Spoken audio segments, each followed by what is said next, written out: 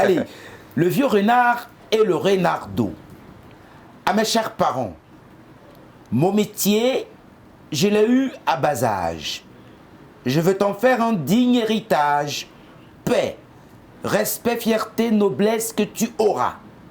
Ne vois-tu clair à présent quand tu le sauras?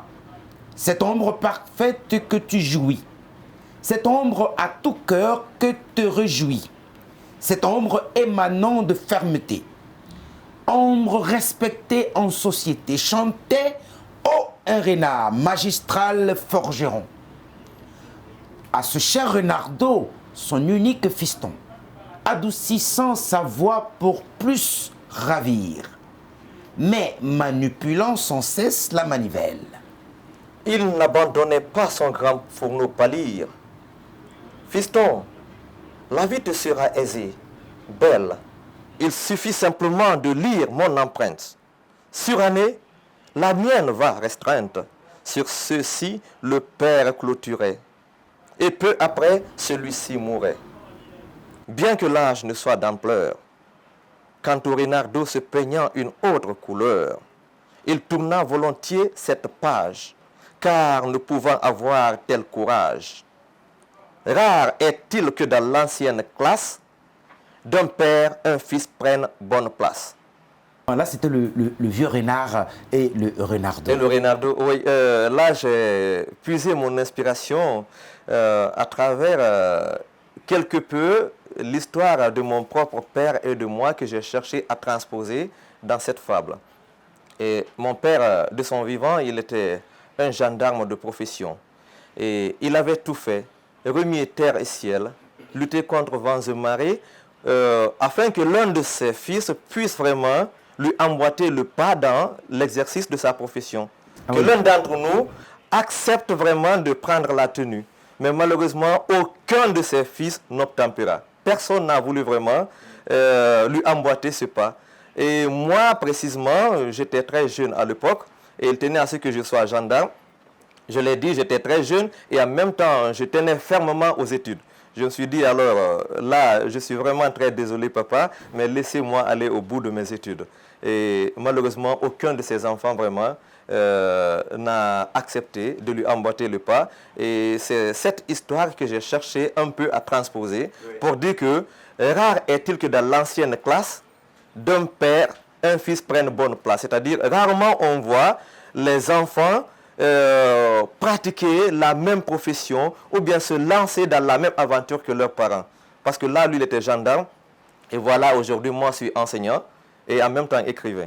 Oui, mais peut-être que vous êtes gendarme à votre façon. Hein. À ma manière, alors. Gendarme dans l'enseignement. Alors, évidemment, c'était là le cas. Je vous fais une petite fable aussi, moi. Hein. Voilà. Alors, ça, c'était le vieux renard et le renardeau. Donc, histoire, comme vous l'avez dit, inspirée donc de votre vie à vous. Hein, un peu la relation entre votre père et vous-même. Hein. Donc, le père qui est le vieux renard et vous, le renardeau. Alors, et puis oui, effectivement, on en tire un enseignement complètement. Et comme vous l'avez dit, hein, les fables aussi, au bout du compte, on en sort toujours avec une petite leçon de la vie. Et la leçon aussi, effectivement, ça veut dire que dans bien de cas, les pères, c'est vrai qu'ils ont toujours envie que leurs progénitures, leurs enfants suivent un peu le même chemin qu'eux, hein, dans certains cas. Et puis bon, et ce n'est pas forcément le même cas. Ça veut dire aussi peut-être que dans cet enseignement qu'on peut tirer que, alors, on n'a pas de maîtrise sur la vie. Évidemment. On n'a pas d'emprise. La vie est quelque chose... Pas d'emprise. Voilà. Et quelquefois, je pense qu'il faut donner libre cours à sa vie et surtout croire à ses ressources.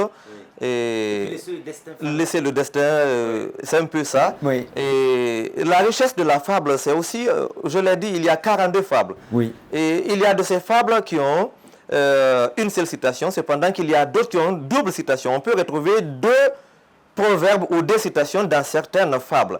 Oui. Et autant dire que, en parcourant les fables, ça enrichit surtout notre façon de raisonner. Oui. Parce que ça nous arme vraiment de proverbes et de citations.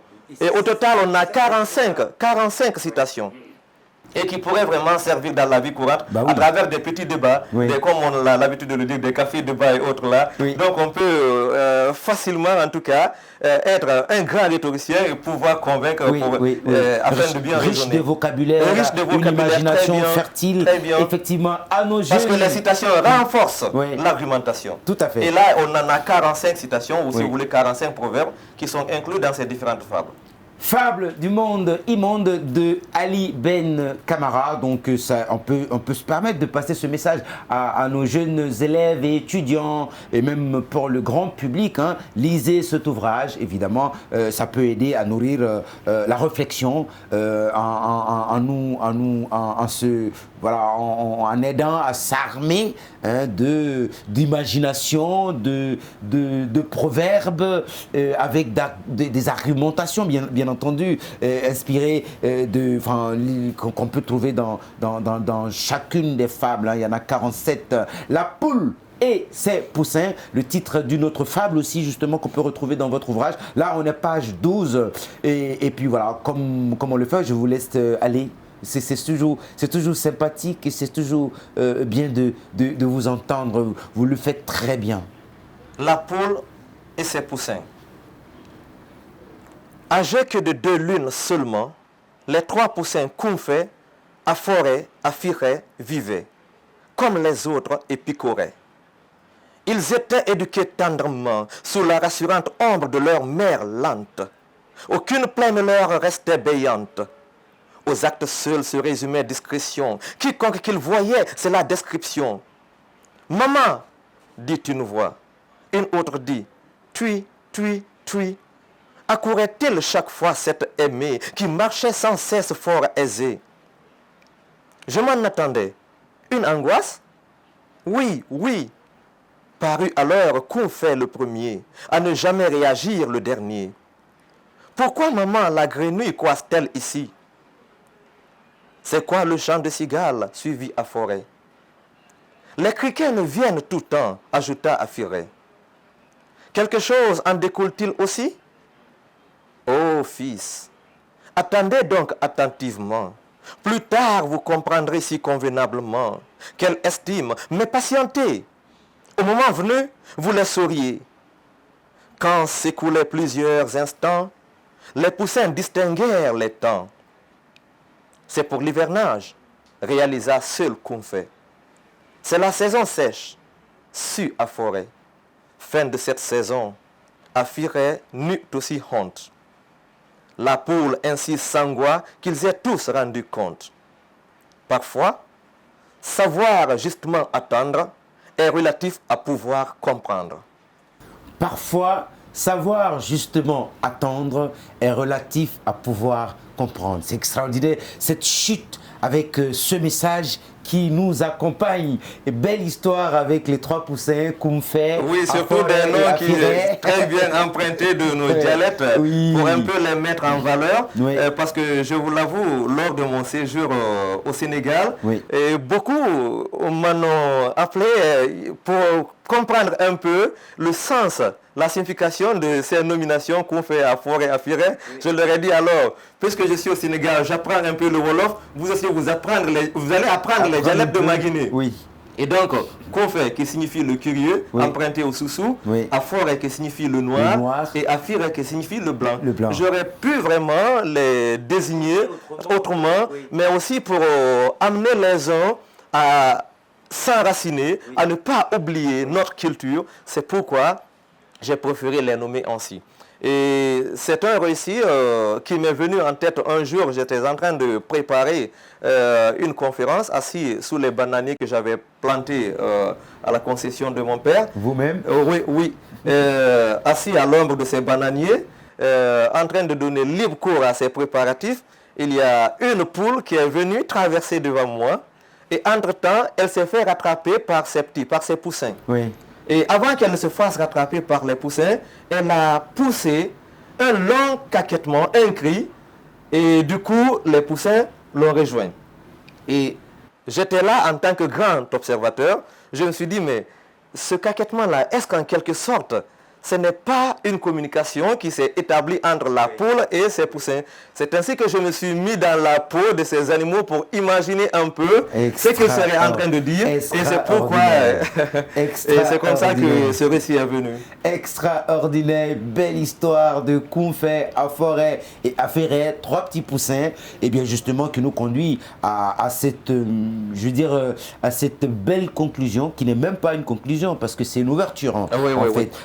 Je veux dire, parfois, savoir justement attendre est relatif à pouvoir comprendre. Plus on prend du temps, mieux on est apte à comprendre, parce que le temps aussi permet de dévoiler plusieurs choses. Évidemment, on s'aperçoit que le temps est un meilleur ami, le temps aide à la compréhension, le temps aide à éclairer. Le temps, je ne sais pas, on pourrait on peut en dire tout sur la notion du temps. Et là, qui peut être un ami, mais aussi un ennemi. Bien sûr, bien sûr. Lorsqu'on ne l'exploite pas raisonnablement, alors il risque de se substituer à un ennemi. Et aujourd'hui, les jeunes que nous sommes, quelque part, nous sommes victimes de cette impatience. Alors c'est pourquoi j'ai pris vraiment le temps d'adresser ce message aux uns et aux autres, mais plus précisément aux jeunes. Pourquoi? Parce que la vie est une question d'étapes. Il ne faudrait pas accepter de brûler les étapes. Sinon, on risque de trébucher. Et lorsqu'on trébuche, ce n'est pas facile de se relever. Donc, la patience est une vertu. En général, bon, ça je peux me permettre, parce que bon, c'est un échange. En général, j'aime pas trop la morale dans le sens où qu'on fasse la morale aux gens, Mais passer dans les fables comme ça, j'avoue que ça fonctionne. Alors j'ai l'espoir que vous allez être auteur d'un ouvrage de fables très bientôt. Eh bien, on verra bien. Mais non, sincèrement, déjà on va vous féliciter pour je ne sais pas si je fais bien mon travail, mais mon travail aussi, c'est de faire en sorte qu'on parle de ces ouvrages-là, qu'on essaye de oui, je fais des efforts très immenses à cet effet. Effectivement. Et je suis en train même d'entamer une tournée à l'intérieur du pays pour un peu faire connaître cet ouvrage et surtout accoutumer le public surtout à ce genre qui est la fable. Et du côté de Kamsar, je vous l'avoue, aujourd'hui, il y a bon nombre d'élèves qui l'ont déjà lu. Qui l'ont lu non seulement, mais qui s'y mettent aussi. Qui s'essayent. Oui, qui s'essayent. Ils sont en train de cultiver des fables et à chaque fois on me les présente pour une correction. Et voilà, on aura peut-être dans un proche avenir un grand nombre d'auteurs de fables en Guinée. Allez, un grand nombre d'auteurs de fables en Guinée. On espère aussi que comme ça, cette façon que vous essayez de s'aimer les graines à Kamsar, et je l'avais fait, je le refais. Et pas seulement à Kamsar, parce que je suis invité à l'abbé, à Sangaredi, et j'ai déjà été à Fria. Et madame la DPE de Bofa également m'attend pour une conférence avec le grand public qui m'attend. Vous nous en donnerez des nouvelles et ce serait avec plaisir, bien sûr, pour nous de relayer l'abeille et le criquet. À Antonio Soiré, Bachir Diallo, François Ifono, KPC et Lamine Girassi. N'est-il pour toi réellement une honte de te livrer aux plantes des autres? Nous tous pouvons avoir aussi les nôtres. Il n'est question d'un quelconque conte. J'en crois à ma probité fortifiée. Tiens, l'infrangible épée si aiguisée, mot de l'abeille au criquet paresseux. Et alors, que voudrais-tu que je fasse face à cette famine qui tracasse? Mais mourirais-je de rochers brumeux? Oh, ce n'est une guerre, confrère. Inutile est-il de se mettre en colère. Je t'accorde tant de propices chants. Djakani, chant de sport pour tous les gens. À toi, ces grains à rapide poussée, je te le dis, c'est la plus sûre épée. Grains qui me feront une confiture. Soboti, qu'entends-je? L'agriculture. Ah, je vois. Aide-moi à les enterrer. je sais que tu ne vas pas abdiquer. Hé, mais c'est l'ultime des services pour que tu puisses virer tes vices. Quelle pleine réussite en bref moment. Venait la récolte finalement. Aide-moi maintenant au tout dernier acte. Ouf! Encore le dernier. Est-ce impact? Continue à faire le cœur bombé. Un jour, tu seras le plus repugné. On peut broyer du pain pour l'enfant, mais ne peut le lui avaler cependant. Alors, cette dernière phrase, j'ai bien envie de la reprendre. C'est merveilleux, c'est merveilleux. C'est extraordinaire. On peut broyer du manger pour l'enfant, mais ne peut le lui avaler cependant. Évidemment. Allez-y. Allez-y. Eh bien, comme vous le constatez, c'est le récit de l'abeille et du criquet. Et je l'ai dit, l'abeille d'abord incarne des personnes laborieuses qui s'attachent au travail dur. Là, ça traduit l'acharnement au travail, de façon permanente, très bien, sans arrêt. C'est incroyable. Hein? Voilà, et le criquet incarne, disons, la paresse, et où tous ceux qui vraiment ne voudraient rien faire et rester bras croisés. Et voyez un peu le paradoxe qui existe entre ces deux personnages. Et c'est ainsi qu'un jour, l'abeille a fait une proposition au criquet. Voilà, pour que tu arrêtes de t'adonner au bien des uns, je te fais une proposition pour que tu puisses être autonome aussi. Parce que nous savons que l'abeille, ce n'est que lorsqu'on fait la semence, ça produit très bien, le criquet, alors il vient ravager les récoltes. Donc il vit aux dépens de la sueur des autres. Et c'est cela que l'abeille a voulu rompre, parce que nous savons que l'abeille travaille à tout venant. Oui. Et donc l'abeille a fait une proposition de travail au criquet en lui offrant un champ. Et quelle fut la réponse du criquet? Il dit, ce champ-là, ça me servira d'un champ de sport. Et c'est pourquoi, étonné, l'abeille a utilisé cette exclamation en disant Djakani. C'est un mot que j'ai pas su bien lire là. Effectivement, et du polar, ça exprime tout l'étonnement, oui, toute la stupéfaction, oui, c'est-à-dire surpris à plus d'un titre. Oui. Djakani, ah oui. Très bien. Ah, n'est-ce pas? N'est-ce pas? Ah oui, voilà. Plus, ah bon. Merci. Enfin, voilà. Donc, l'abeille était stupéfait et il rajoute toujours au criquet, non, ce n'est pas un champ de sport, mais plutôt, ça doit te servir d'agriculture. Et l'abeille tend encore des grains au criquet. Le criquet réplique, ces grains-là me serviront à quoi? À faire une confiture? L'abeille dit, ah non, détrompe-toi. Tu dois les enterrer. Ces grains-là doivent pousser, oui, et ça doit te servir d'une récolte. Le criquet demande encore toujours de l'aide à l'abeille. Voilà, comme c'est toi qui voudrais que je travaille, tu vas m'apporter un coup de pouce. En quoi faisant? En assurant la récolte. La semence d'abord. Lorsque la semence est faite et la saison a bien réussi, oui, et il était question maintenant de procéder à la récolte. Le criquet, toujours dans, disons, sa paresse, sa volonté de ne rien faire, oui, invite à nouveau l'abeille à l'aider à la récolte. Oui. L'abeille dit, voilà, je t'ai aidé dans à franchir un premier pas, oui, une deuxième étape, tu m'aides encore, tu m'appelles encore pour une dernière étape. Eh bien, si je t'ai apporté de l'aide précédemment, là, je n'en peux plus, parce qu'on ne peut pas tout faire pour quelqu'un. Oui. Et c'est pourquoi l'abeille lui a tenu cet adage, cette citation, en lui disant, on peut broyer du manger pour l'enfant, oui, mais ne peut le lui avaler cependant. Et là, c'est très pratique même dans la vie courante. Oui, lorsque vous avalez du manger, vous dites que c'est pour l'enfant, et bien ça, c'est pour vous, ce n'est plus pour l'enfant. Oui, c'est clair. Tout à fait. Et j'ai tenu, comme vous le constatez, à rendre hommage à ces grandes personnalités, oui, qui font vraiment du bien, non pas seulement pour le peuple de Guinée, mais disons pour toute l'Afrique.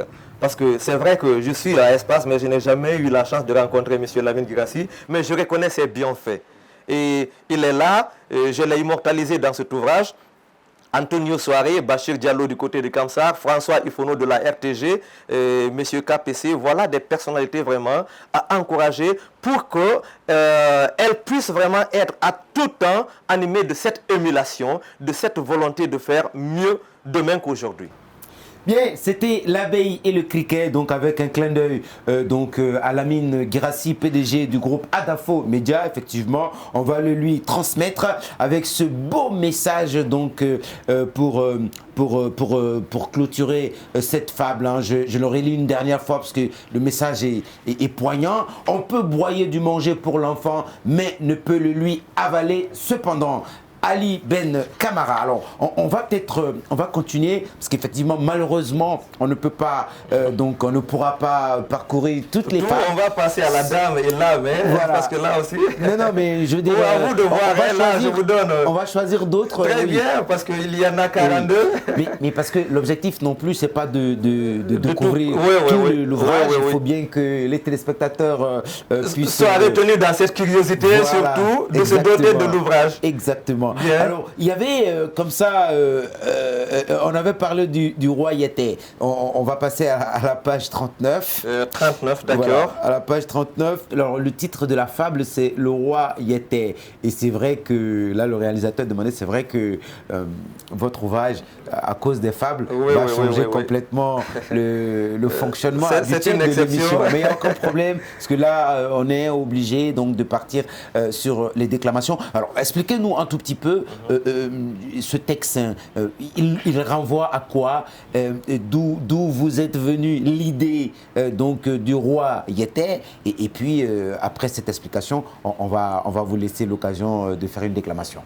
Précédemment, je vous avais signalé que le nom Yété symbolise toute personne ou personnalité assumant une certaine responsabilité. Oui. Et chef, très bien, un responsable, dans n'importe quelle entité, un directeur, même un père de famille. Un réalisateur, c'est celui qui est le chef de l'émission. Tout à fait, voilà. tout à fait. Ouais. Et un auteur, il est responsable de son ouvrage. Évidemment. Chef mécanicien dans un garage.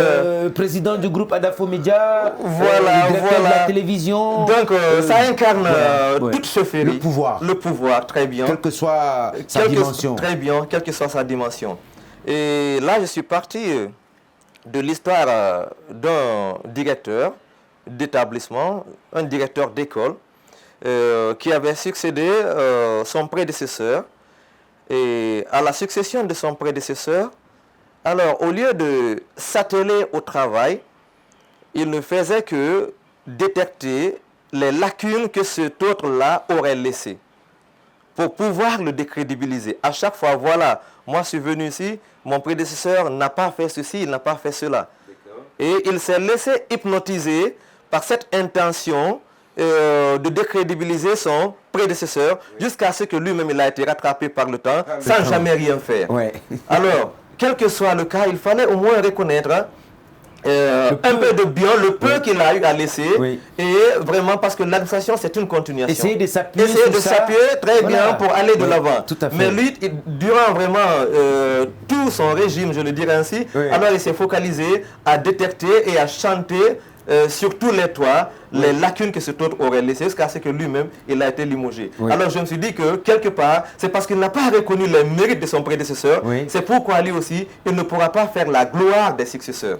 Et c'est ce qui est dit à la finalité de cette fable: qui nie les mérites de ses prédécesseurs à jamais ne fera la gloire des successeurs. Donc reconnaissons le bienfait de nos prédécesseurs qui nous ont dévancés, et essayons de mieux faire que ceci, au lieu vraiment de se mettre vraiment à les enfoncer dans un trou.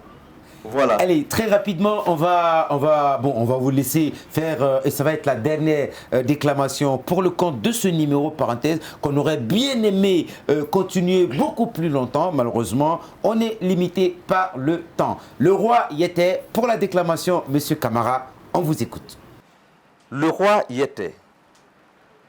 Un lion faisant flèche de tout bois perdait patience de prendre l'héritage de tout un peuple, ainsi fit-il carnage, diffamant partout les anciens rois, qu'il reprochait de n'avoir rien fait de bien, Ils auraient dû déclarer forfait. Braque. Le vieux pont venait de tomber à l'entrée du royaume de Yété. Un pont que nul ne pourrait éviter.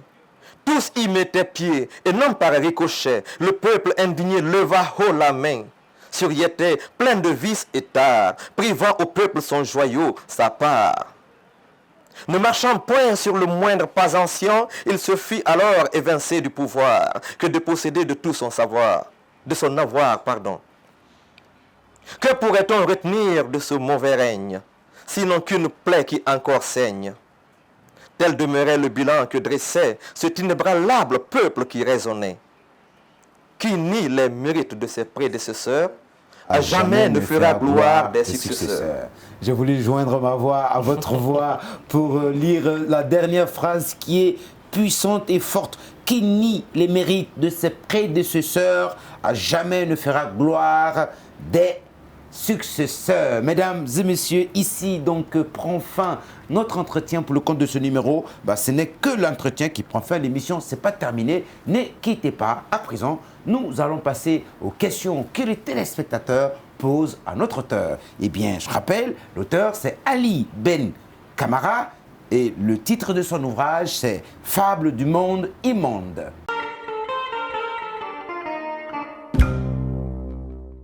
Monsieur Ali Ben Camara, bonjour. Bonjour. Ma première question est la suivante. Je voulais savoir, dites-nous en très peu de mots, c'est quoi une fable? Une fable n'est pas seulement qu'un genre littéraire, comme je l'ai dit tantôt, mais aussi c'est une façon de vivre et de faire vivre. Et un excellent genre littéraire qui n'a pas d'âge, qui s'adresse à tout un chacun. Et la valeur impressionnante de la fable, ce n'est pas seulement sa capacité à dénoncer, mais également son pouvoir à proposer des options de solutions et nous offrant toujours des leçons de morale et mieux des proverbes ou des citations. Monsieur Ali Ben Camara, bonjour. Bonjour. Ma deuxième question est la suivante. S'il vous était demandé de résumer votre ouvrage en 3 phrases, que diriez-vous? Je dirais tout simplement que c'est un ouvrage qui s'intéresse à quasiment tous les thèmes de la société. Et en le parcourant, on pourrait vraiment y trouver chaussure à son pied. Comme l'en atteste un proverbe populaire peul, on peut ne pas reconnaître le plat qui nous est destiné parmi tant d'autres, mais sa parole jamais.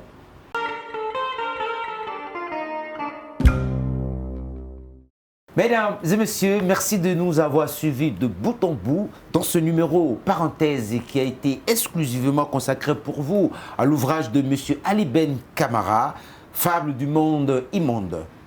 On se retrouve la semaine prochaine pour un autre numéro avec évidemment un autre auteur. Au revoir.